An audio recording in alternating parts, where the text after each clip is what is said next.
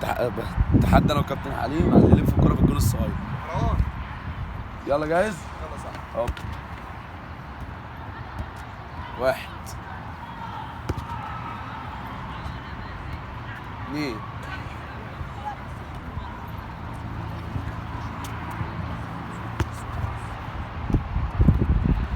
جاب 2 من 3. كده يا جدعان كابتن حليم هيكسب. لا يا عم اكسب ايه يا عم؟ مفيش الكلام ده. ادي كويس. بص يلا يا بص يا رب. بص المكاسه المصريه.